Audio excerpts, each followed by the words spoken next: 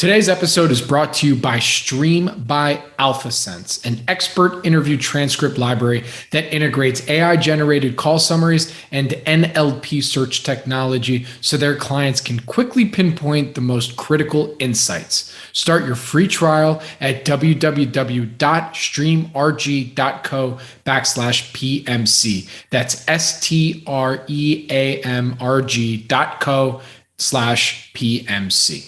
This podcast is for informational purposes only and is not an offer or solicitation of an offer to buy or sell securities. SNN Network, SNN Inc., and the Planet MicroCap podcast and the representatives are not licensed brokers, broker-dealers, market makers, investment bankers, investment advisors, analysts, or underwriters. We do not recommend any companies discussed. We may buy and sell securities in any company mentioned and may profit in the event those securities rise in value.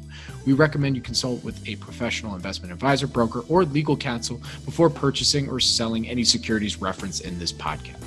Welcome to the Planet MicroCap podcast. I'm your host, Robert Kraft. Thank you all so much for the support and for tuning in. Do me a quick favor. If you like what you hear at Planet MicroCap, please take 2 seconds and give us 5 stars on Spotify or Apple. This helps with the search engine so that more folks can also discover and engage in all things microcap stocks. Registration is now open for our next event, the Planet MicroCap Showcase, taking place in Las Vegas at the Horseshoe Hotel and Casino, formerly Bally's, on April 25 through 27, 2023. Expect 3 days of networking, comedy presentations, one-on-one meetings, in short, a lot of fun. If you follow our community and especially invest in microcap stocks, you're not going to want to miss this event. Expect more announcements on speakers who may be there to pitch a few names, as well as a presenting company list. To register and attend, please visit www.planetmicrocapshowcase.com. See you in Vegas. Now, for today's show, I invited on Avi Fisher, founder and chief curiosity officer at Longcast Advisors. Avi and I start off the conversation reflecting on 2022, and that quickly evolved into how Avi's experience in 2020 set him up for a year like 2022 was for microcaps. Specifically, he shares the best advice he received in the midst of a tough 2020. Don't let long-term investing blur into entropy. I think this phrase works for all investors and, in my opinion, can be a helpful concept when assessing and reassessing your portfolio. Following our conversation about 2022 and looking ahead to 2023, Avi and I discuss Research Solutions, RSSS on NASDAQ, which, as Avi points out, articulates his investing process in microcaps. Thank you again for tuning in to the Planet MicroCap podcast, and please enjoy my conversation with Avi Fisher. This episode is brought to you by Stream by AlphaSense. You can find them at streamrg.co/PMC. That's STREAMRG.co/PMC. Stream is an expert interview transcript library that is starting to become an integral part to investors' research process. They have a number of interviews on a wide variety of companies, including TMT, consumers, industrials, real estate, and more. Stream provides over 300 expert interviews per week, and 70% of their experts are found exclusively on Stream.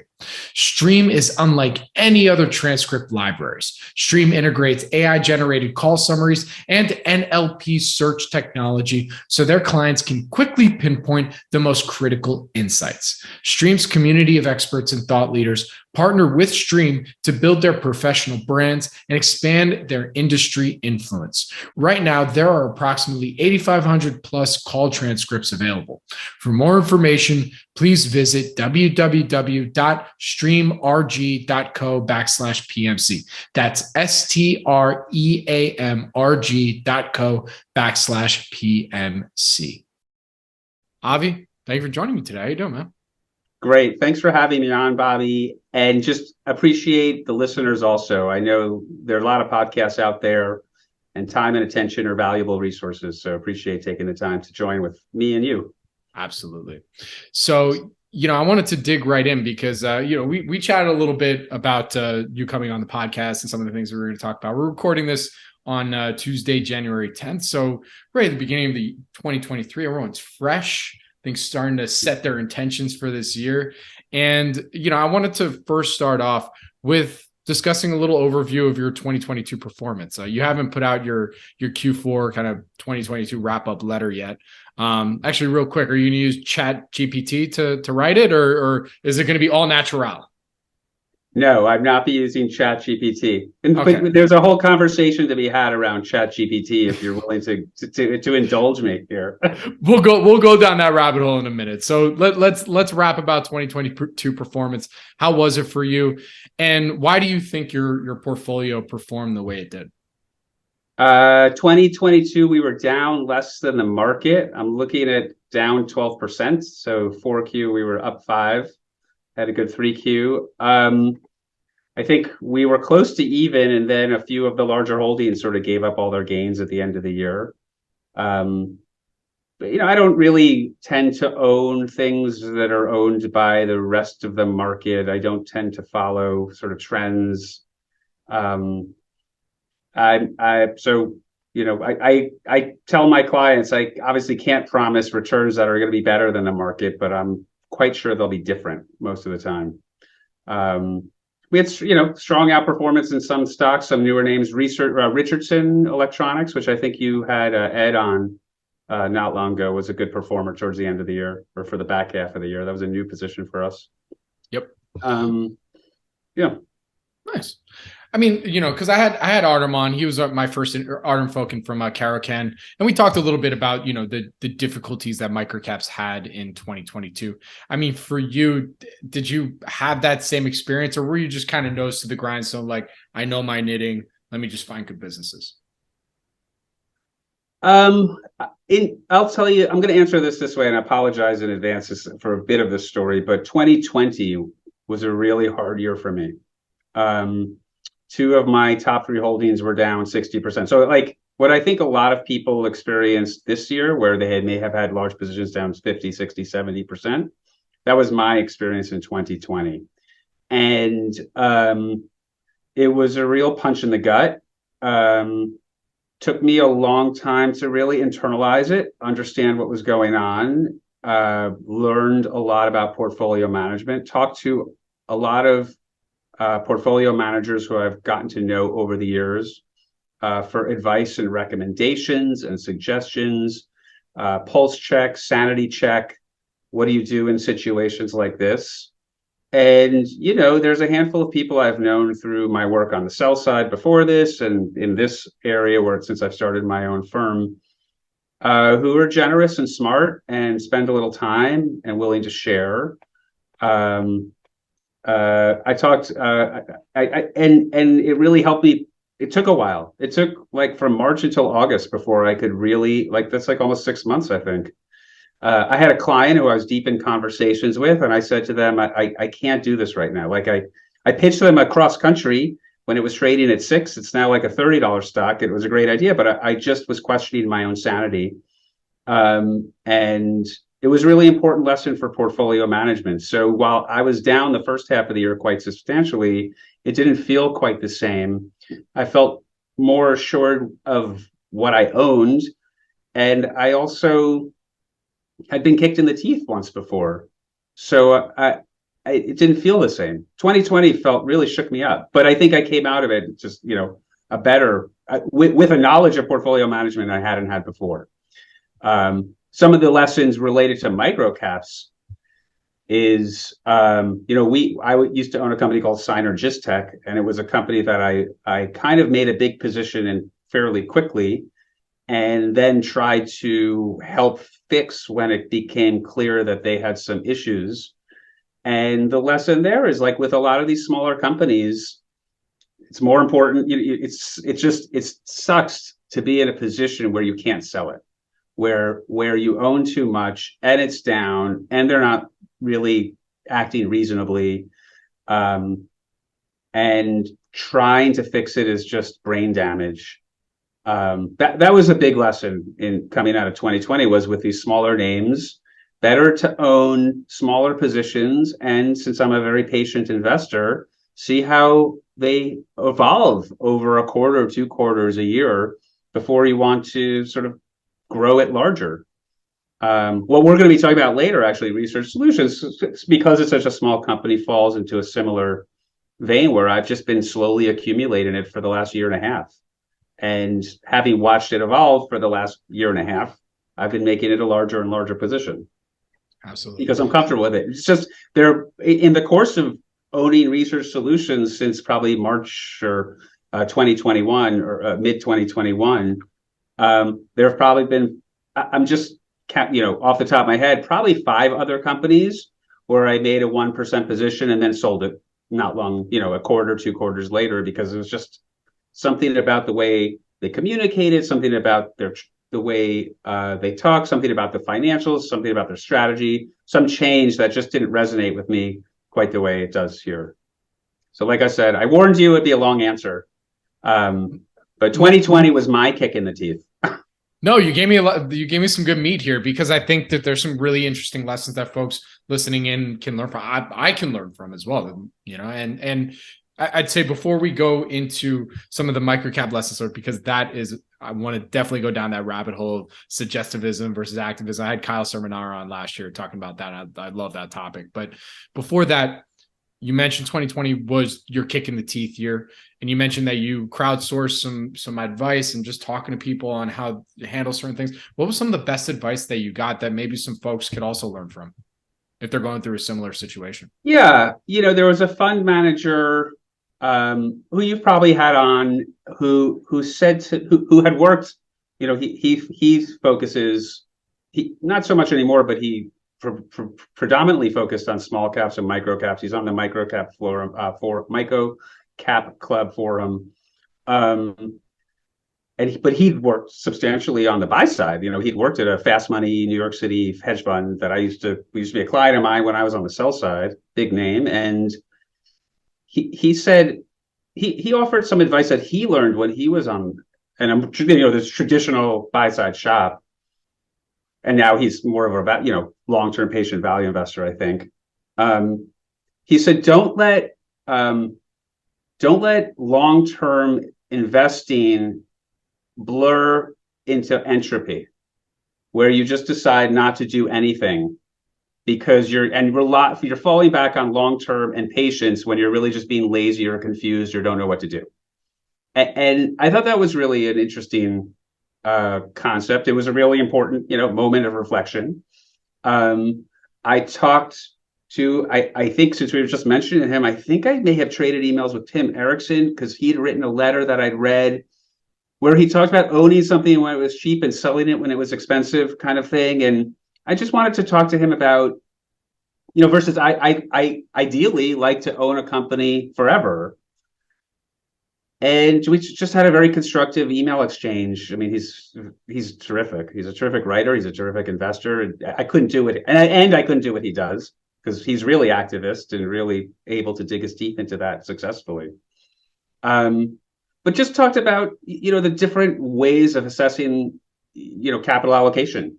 That owning a company over its entire life cycle ultimately means you're only going to earn their cost of capital over time, which in theory is true. And it just, made me rethink this thing that I used to hold quite dear. I think that, if I could summarize a variety of the things I've learned in 2020 from a variety of people, whether it's the entropy or not owning it over the entire life cycle, but owning it when they're cheap, selling when they're expensive, is that as a portfolio manager, I think it's easy to think in black and white, buy or sell, but it's where the lines blur that you need to learn how to figure out. We all need to learn our own ways of dealing with it when the lines blur and it's unclear what's happening or what to do. It's less black and white. And that's the area where I think we make our money ultimately. And ultimately what I came out of it for me is that this entire business revolves around internal IRR, internal rates of return. It's not, a stock that doubles. It's how long does it take to double? What's your compound growth on that investment? And how long does it take to happen and unfold? And since I separately manage accounts instead of one pool of money, I'm often in situations where I have some clients who are always adding money or frequently adding money. I have some clients who are never going to add money for a variety of reasons. So when I want to add a new idea to the portfolio, I may have to sell something in their account. And so it really becomes an effort to weigh the internal rates of return. Is this new idea better than anything in the portfolio? I need to sell something in their portfolio. Is it better than what's already in the portfolio? And if it's not, is there anything in the portfolio that's better than what's in the portfolio? And how can I just continually upgrade my expected IRRs on the stocks in our portfolio? And that really clarified for me really what the goal is for portfolio management. That was a big lesson that it wasn't the kick in the teeth was the kick in the teeth. It's how do I get up? How do I figure this out? How do I manage money professionally? I've been, investing since the 90s. I've had a lot of success with my own capital, but doing this professionally is a whole other ball of wax. And ultimately, IRR is really all that matters. And managing a portfolio and weightings is where the rubber meets the road. Absolutely. I mean, how have you been able to manage some of the psychological aspects of being a portfolio manager when you see from a macro perspective, people coming, the likelihood of US recession, having to deal with your clients and them saying, coming to you and saying, what are we going to do about this? Do we need to pull out, because despite, 2020 was your kick in the teeth, in 2022, did better than some others, right? And then now with 2023, we're kind of starting off here where there is that bit of bearish sentiment. How are you dealing with that psychologically as well as communicating that to your constituents? I just want to add on 2020. I'm just funny, because I see Siddhartha sitting right behind you, which is really just structurally a hero's journey, and it's a book that is told. Every book is Siddhartha, right? Every story is this journey. And I think how we come out of, there are hills and valleys, and how we come out of the valleys really determines how we're going to approach the next hill. Right. I hate speaking in generalities, but you add, one of the things that I lost during COVID was my dojo, which used to be around the corner from me, closed, and it was a place where 3 times a week I'd get kicked in the teeth, literally, and I found an opportunity to really project in a much more tangible way the travails of investing, being mentally uncomfortable, being physically uncomfortable, and still keeping one's wits about you.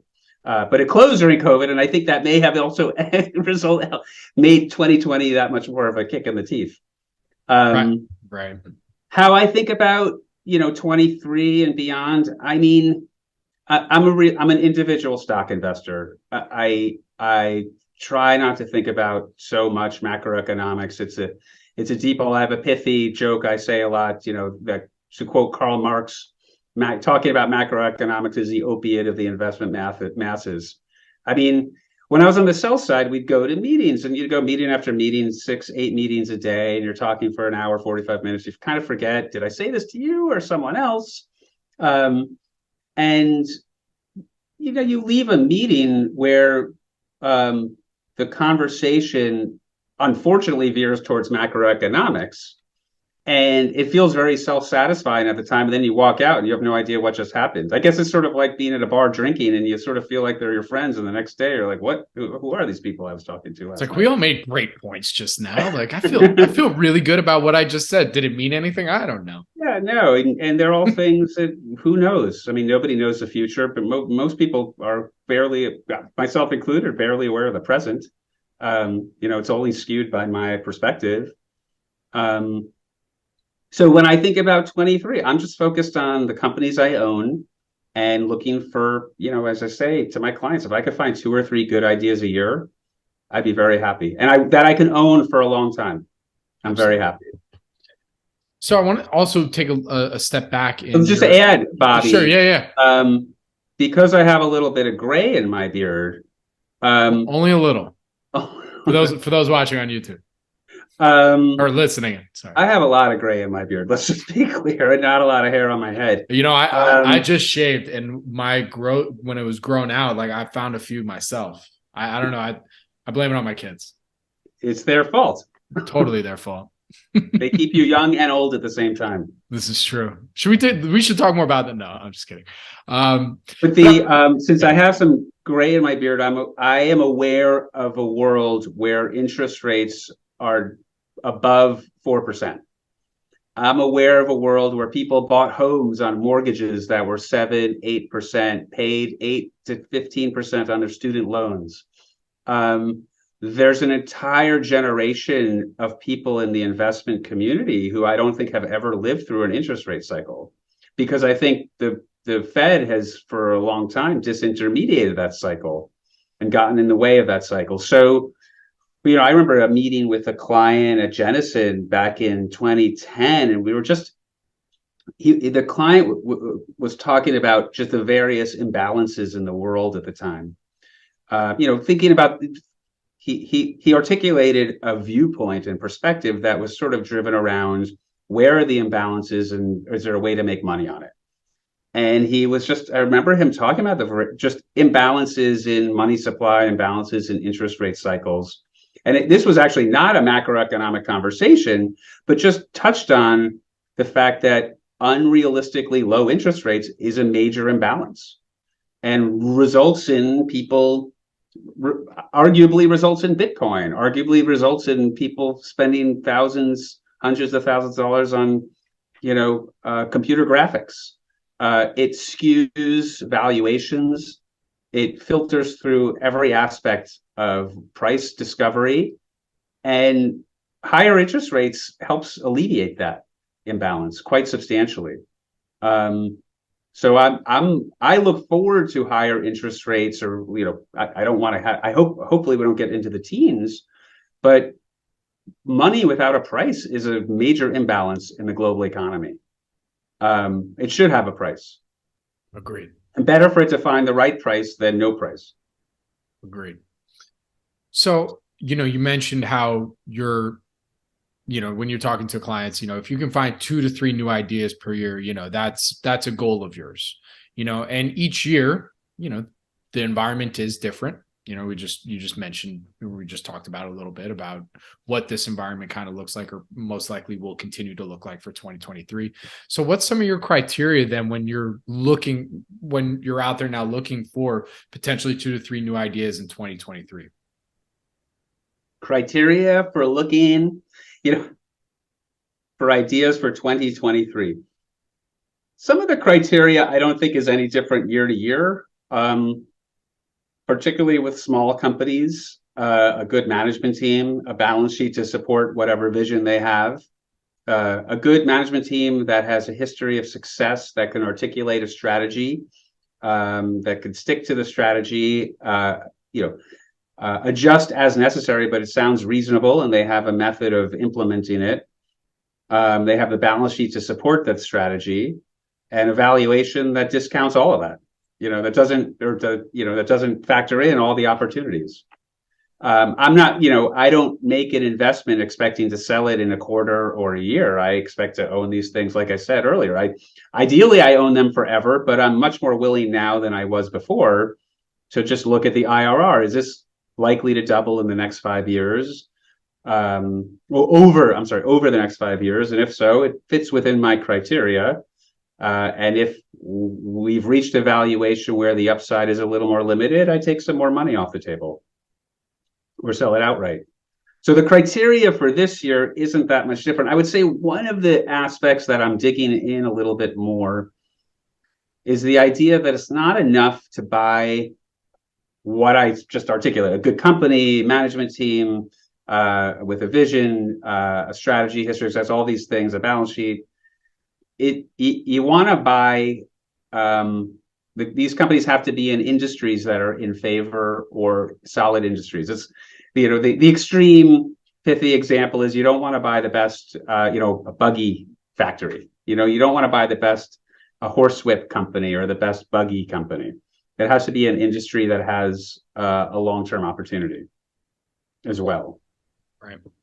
One more question before we get into an idea that I would argue probably exemplifies what you just discussed.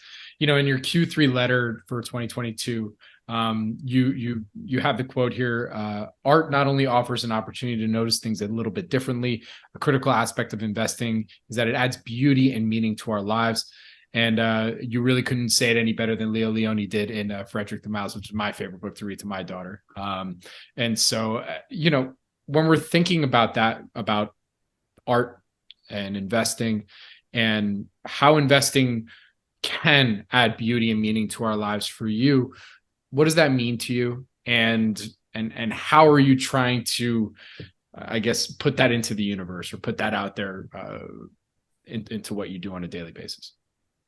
Well, I mean, I think the beauty and meaning modified the art, not the investing side. But how to investing, which I think of as part art and part science, offers an opportunity to. It's a lens on the world, and the way I see it is, I view it as a lens on the world. So you read on my LinkedIn profile, I think I call myself the Chief Curiosity Officer. I started using that because I was going to all these industry conventions, right? You walk around a convention's floor and you just talk to people, right? They're standing for 8 hours a day for 2 or 3 days in comfortable shoes or maybe not comfortable shoes, talking about their company or their product. So for the most part, they're there to explain what they do or what their company is or what their product is. And it's a great opportunity as an investor or anyone who's curious to ask them questions. And I used that on a tag at the conference I did. I went to the Global Gaming Conference to do research on another microcap company called Table Track a few years ago. I had it on my name tag, and I was talking to this woman. I was asking her all these questions. She was working for this company and talking about this product. And I don't even remember what their software was. And she wait, what do you do? And she looked at my tag and she literally said, Chief Curiosity Officer. Oh, that makes sense. And then kept the conversation going. And it makes sense because this is an industry, among others, but this is the one I'm in. She's a good salesperson. Where if you're curious, you'll never stop being interested in learning more about the company, about what they produce, what their product or service is, about their customers. Why do their customers, these critical questions, why does a customer choose them and not someone else? And there are some businesses you look at and they're like, well, they're the only game in town. I mean, the question is why? Why are they, is the market too small to support a competitor? Do they have a good sales force? Is the product really that much better? Are people just lazy and don't want to switch? I mean, the key in this business, and I believe in any investigative business as this is to just keep asking good questions. What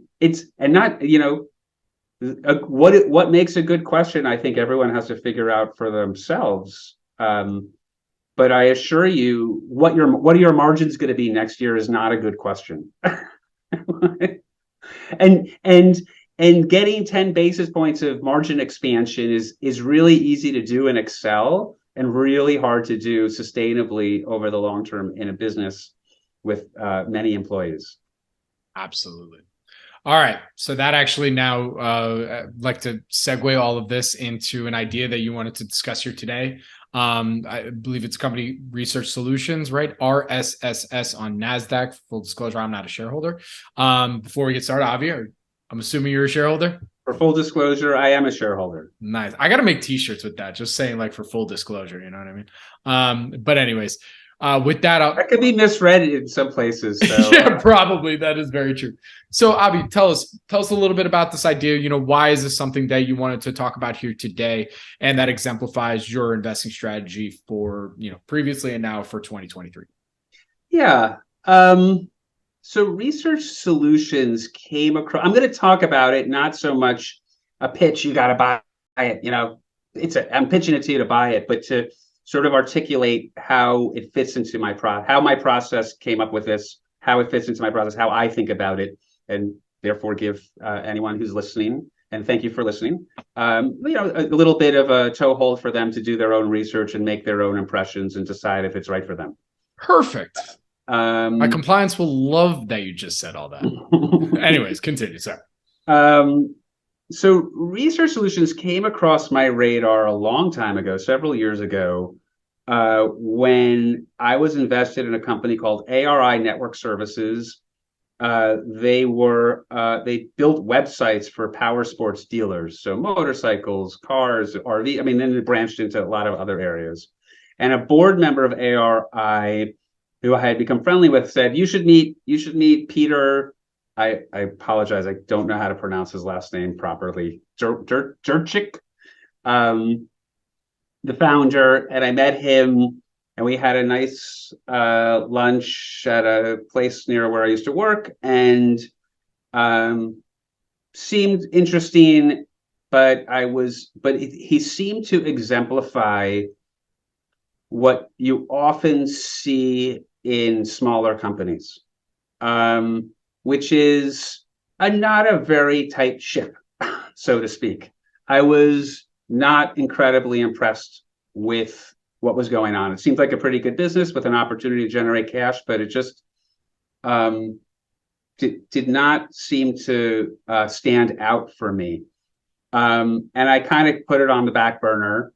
And it's interesting. In preparation for this podcast, I went and did a lot more historical reading, just flipping through the 10Ks going back to 07, 08 when they came public. And it really does exemplify that history. I hadn't thought about it in a long time because I'm focused on what happened starting March 2021, when the former CEO of ARI became the interim CEO of Research Solutions. And then in October 21, he became the full-time CEO. And as part of his appointment, he brought with him his CFO from ARI. So they got the team back together. Now, I'm not going to say that these guys are money makers. But from my time as an owner of ARI, I felt that this was a management team this was a potentially large company management team working at a small company. Really capable CFO, really standout CEO, and importantly, because part of my research falls back, I mentioned this is an investigative business. I used to be a private investigator and I used to be a reporter. It falls back. I often, to the extent I can, try to do as much sort of a background research on my management teams if I can. So Roy, who's now the CEO of RSSS, who was the CEO of ARI, I had previously, when I was digging into ARI, I had talked to, I think, two of his former bosses over the years, and one of whom really, but both of them said very nice things, but one of whom took me through his history the way he saw it. And it was kind of, he added details I had never heard before, never knew before, but really described, lauded him. I mean, what a great worker he is, how great he knows this business. And so my ability to continue to fall back on that thing that I learned a long time ago enables me to sort of step in here and at least understand that the management team here is exceptional. And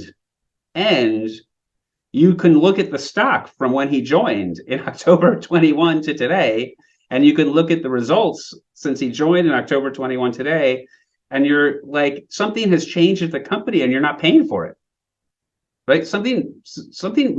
A lot of material things have changed at this company since 21. I'm just pulling up a chart here. I'm sure you have done it too. But since 21 to today, the stock is down. And even if it were flat, it wouldn't make any sense. It is such I can't understate the upgrade that this company has undergone. And I was mentioning, I was never really concerned with this company prior to when Roy joined, because what interested me is that they got the team back together, and I think this is a phenomenal team. So why bother? But for this, I wanted to sort of educate myself. And in reading the history, like, you just get all the crappy stuff that comes in microcaps. This company was taken public by the founder through with money raised by his brother-in-law, who works at was a 25% shareholder for a long time. There's still an overhang from this company, Bristol Capital, because they still own 10%, but they used to own 25% of it. All kinds of internal dealing, all kinds of every quarter giving out stock to the executive team. I'm just going to elaborate just that this year they implemented a large long-term equity bonus plan for their executives, and it vests in 5 tranches. So 5 20% tranches. 20% when the stock is at $3, $3.75, $4.50, $5.25, and $6. So here we've gone from the crappy MicroCap viewed comp plan where, well, we'll just give them stock at whatever price it is today, to no, we have a long-term plan now, and every tranche of it is $2 to $3 is a 50% return. They need to generate a 50% return just to get to the lowest tranche of that long-term equity plan. This is a different management team. They think differently, they operate differently, and again, and the results are different. I mean, you've seen. I focus on gross profit. I'll use this as a jumping off point to just briefly discuss the business. What they essentially do is they're bulk breakers. Essentially, they buy access to intellectual property libraries from Reed Elsevier, from large publishers, and then they resell it through either a transaction.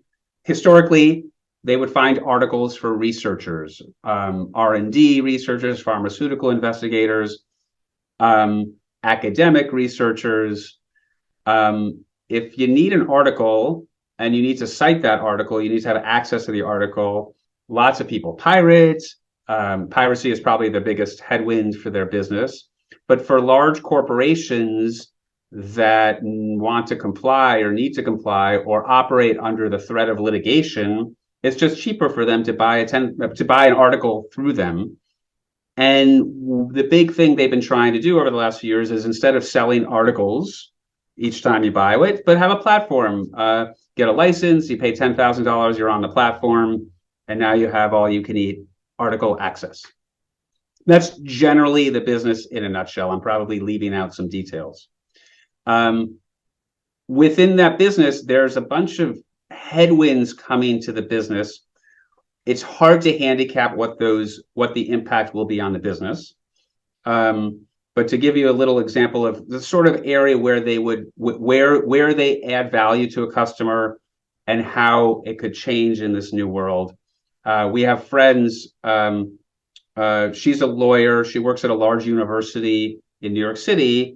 And her job is to make sure that whatever research transfer this university does into the private world, or whatever research this university conducts within its walls, complies with whatever the rules of the grant are, whatever the rules of the donor are, whatever federal, state regulations are, wherever the company, whatever they're doing. So she constantly needs to reference articles. And I was having this conversation with her. I do not believe she is a customer of this company, because she's more on the legal side. But this is an area where, if you're a compliance research and R&D compliance person, you have to make sure that your folks in the lab are complying with copyright rules and properly referencing this, and they help. Okay, we're moving to a world of open access where any money funded by, I think California is one of the first states to do it. I think the NIH is doing this. Any money that gets NIH funding or California state money funding, the research has to be open. So we're approaching this world where, from the most extreme view, all of this falls off a cliff. There's no more paywall on anything. I don't know how to handicap that. To be honest, I don't know how to handicap the likelihood. Is there a cliff? Is there a slope? Is there a change at all? I don't know, but I do know, and I was talking about this with a friend because she brought it up. She's like, "Well, what about open access?" And I said, "Well, imagine in an open access world, how do you manage all these articles? Like, how do you keep track of it all?" I think in an open access world, the business will have to change, but there'll be a premium available to whoever can create a platform for managing this, because now you're going to have access to more. It's going to be even more complicated from a management side. Well, does the customer base change at that point? Now are you starting to deal with more government agencies to make it so that it's compliant with whatever their rules or regulations are going to be in order for the articles to be okay? These are the real articles, and it can't be pirated. Because once you do open access, I mean, that's going to be a huge problem. I don't know. I don't know the answer to that. And when I was thinking about how I was going to pitch this to you, it does fall into the two buckets I want to talk to. Here's the business. Here's what they do. They at the base level, they sell articles. In the old days, like someone would ask for an article, and they'd have a researcher go out, photocopy the article, and mail it to them. Right. So that's where the business comes from. They've now moved to a platform model where they're actually the transaction business, which is where they actually provide you an article, is a great business, high revenue business, but they're cannibalizing that by having this platform business, which has a higher profit margin, is lower cost, but a higher profit margin, which is why I say I'm focused on the gross profit line when it comes to this company, and what they're doing there is fairly impressive. The point of their business is, in this first pivot, is to cannibalize the transaction business and move everyone onto a platform of providing articles. The next pivot, which will have to happen over time, is in a world where everything's open access, that platform has to add a different kind of value. Historically, this has given me an opportunity to think about the number of times in the past where I've invested in companies where that was pivoting towards a platform model. That was changing from maybe an enterprise solution to a platform solution, or a sales solution to a platform solution. And I have mixed results with it, right? I think it's very hard to handicap that, because when you move to a platform model, it just becomes winner take all. And, lots of people, it's a very attractive business, lots of competitors in it. I don't know how to handicap what happens when open access happens, and whether or not they can succeed in transitioning to a platform model. I don't know how to handicap that. What I can handicap is that starting in March 2021, and then more fully in October 21, when Roy became the full-time CEO, they have a really good management team in place. And this is it's my impression, nobody has said this to me from inside the company. Well, I've talked to some former employees and some competitors, and nobody said this to me the way I am going to, but it's my impression that this management team inherited a company that had done well, but had a lot of deficiencies, operating deficiencies throughout. I talked to a competitor who used to be an employee, and he was like, I pitched an idea to the CEO. It was very flat. He liked it. Go do it. So we built this thing, and it worked. And that was kind of how they did strategy. Right. And, I could appreciate a flat company, but the success rate on that is fairly random. Roy knows how to sell. Roy knows ARI was also ultimately a bulk breaking company. They would buy access to parts libraries and then resell it to dealers. He knows how to build a sales team. Bill knows how to build an accounting team. What ultimately the ARI exit was, they were taken private, and then Roy explained to me, like, after they were taken private, that's when the fun really began, because now they had private capital to really roll things up. Ultimately, I think what happens here is they have a new management team that knows how to sell, that knows how to build a business, that knows how to manage an IT staff all over the world. A lot of their IT staff is in Mexico. And just simply from a more effective management with a sales team, you're likely to see some financial benefits from this over time. I can't handicap what happens to open access in 25. I've read articles that say not much is actually going to change because you still need access to these articles and people are still willing to pay for it, even if it's open access, because it's easier to find that way through a platform. But in the hands of this management team, I think the odds of success in this transition to a platform, a more widely used platform, are much higher. And in the meantime, up until open access happens or not, I don't think it's going to fall off a cliff, because I don't think that's behaviorally what happens. They're going to be able to grow this business into something more substantial, so that it has a higher likelihood of succeeding in the platform world. Absolutely.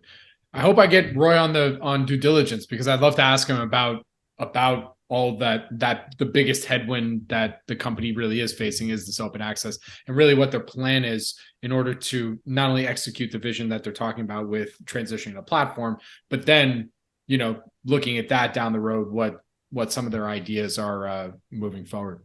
I mean, I think with Research Solutions, which is a fairly small company, just looking at what the market cap is today, it's like 60 million market cap. Yeah. I think they have 10 million in cash, so call it 50 million EV. And by the way, like, they have a 50 million EV, they've doubled their gross profits. Maybe not doubled. Gross profits going 20% from last year to this year. But for years, they were a 5 to 6 million gross profit company. Now they're a 12 million gross profit company. They're doing things right. There's no just building a functional sales team, a better sales team, a better customer service team, a better marketing team, a better IT team. I think there were technical deficiencies in the company that had to be fixed.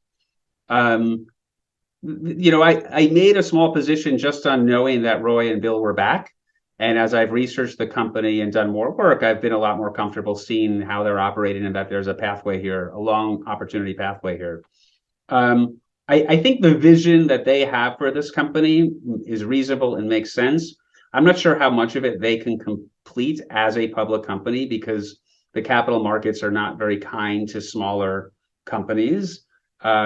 Whereas if they were in private hands with a PE firm that could own them, I think they'd have access to a lot longer term, cheaper, and more capital. But I think there's an opportunity for them to add on, call it 5 million in revenue through acquisitions.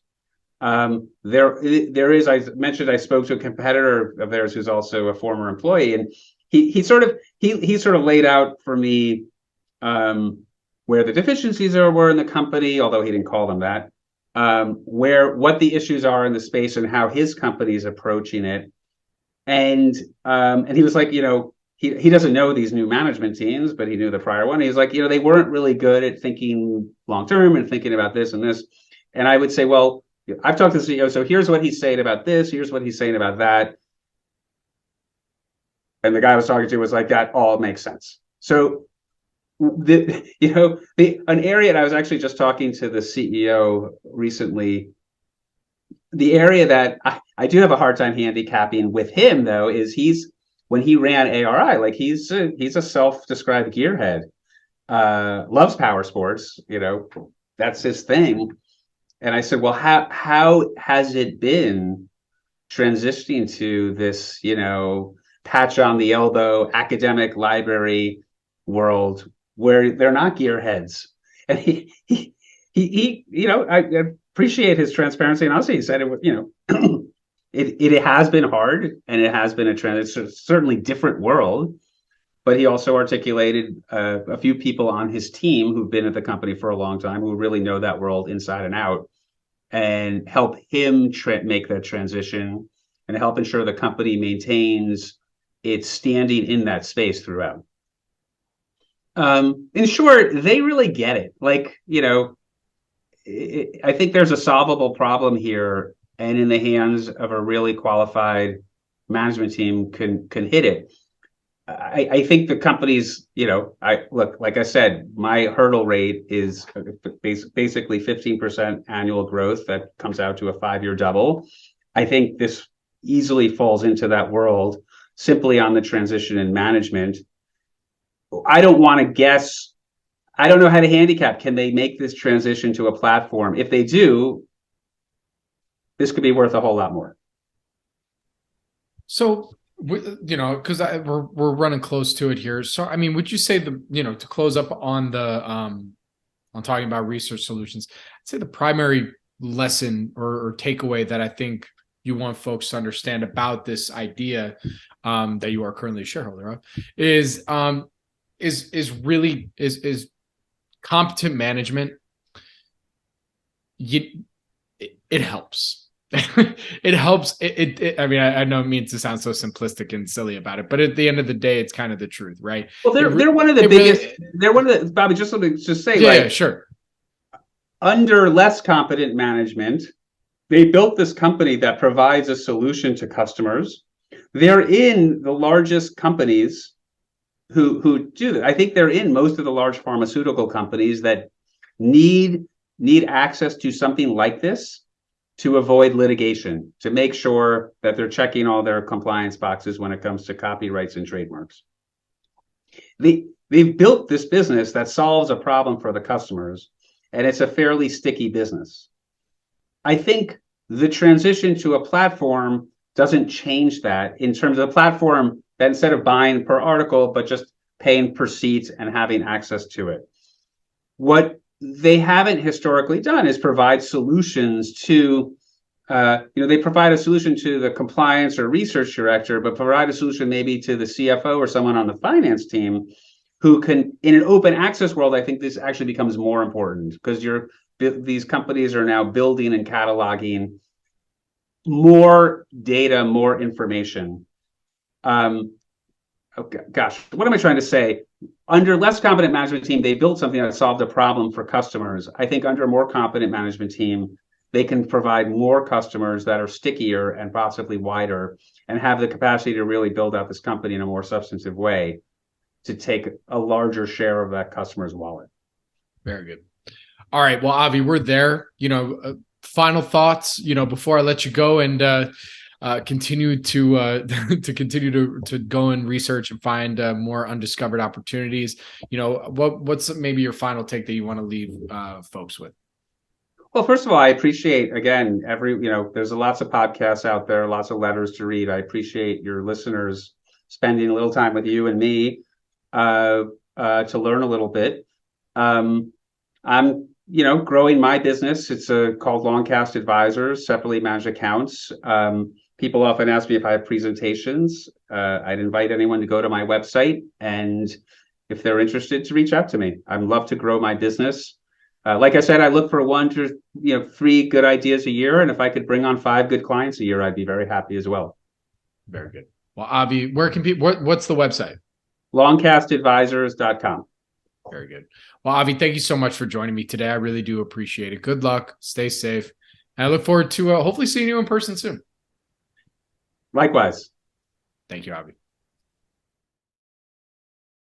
This podcast is for informational purposes only and is not an offer or solicitation of an offer to buy or sell securities. SNN Network, SNN Inc., and the Planet MicroCap podcast and the representatives are not licensed brokers, broker-dealers, market makers, investment bankers, investment advisors, analysts, or underwriters. We do not recommend any companies discussed. We may buy and sell securities in any company mentioned and may profit in the event those securities rise in value. We recommend you consult with a professional investment advisor, broker, or legal counsel before purchasing or selling any securities referenced in this podcast.